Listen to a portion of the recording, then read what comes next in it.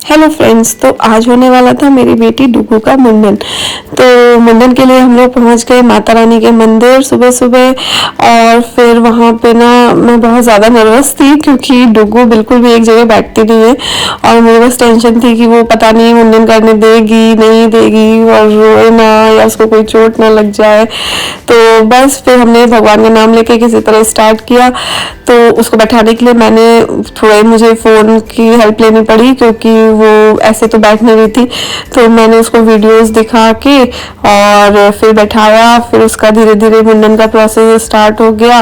और सारे मेरे फैमिली मेम्बर्स भी थे, डुगू की नानी, उसकी मेरी खुद की मौसी, डुगू की बुआ, ऑब्वियसली वो तो मेन है।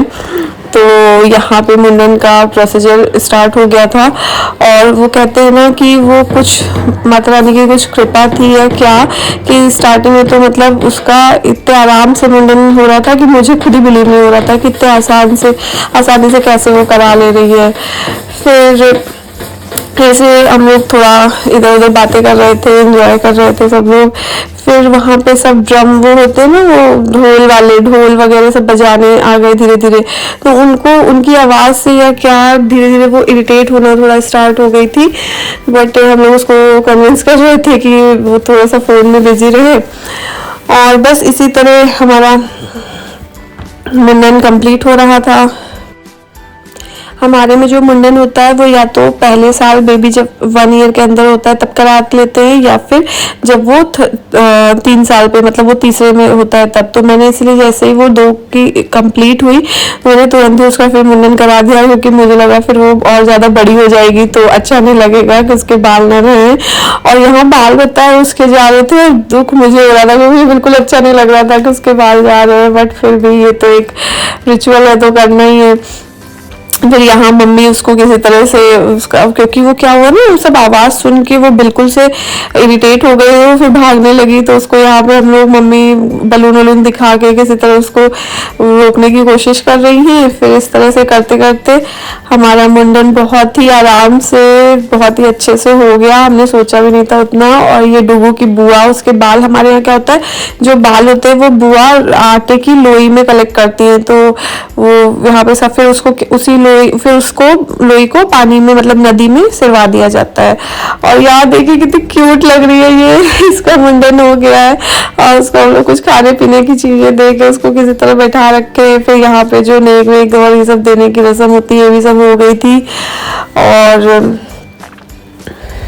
बस फिर सब लोगों ने बैठ के थोड़ी सी सेल्फी वगैरह क्लिक कराई। और फिर हम लोग मंदिर में इधर उधर हम लोगों ने घूमा। फिर हमने सबने मिलके प्रसाद चढ़ाया, माता रानी के दर्शन किए और थोड़ी बहुत पिक्चर्स क्लिक कराई। लोगों ने भी फिर उसके बाद वो चिल हो गई थी, फिर उसने बहुत एंजॉय किया।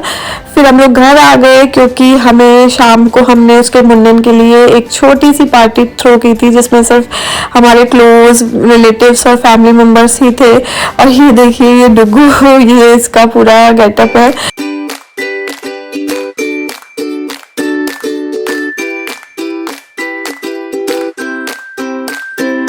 और फिर आते ही हमने थोड़ी सी पिक्चर्स वगैरह क्लिक कराई। फिर गेस्ट आने स्टार्ट हो गए, उनको अटेंड किया। और ये देखिए डुगू, वो एकदम मस्त ही, सबसे ज़्यादा इंजॉय वही कर रही थी। ऑब्वियसली उसका दिन था तो इंजॉय कर रही थी।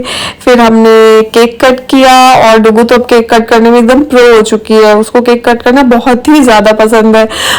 देखो कितने अच्छे से कट करी है। फिर खुद ही सबसे पहले उसने खुद को ही खिला लिया।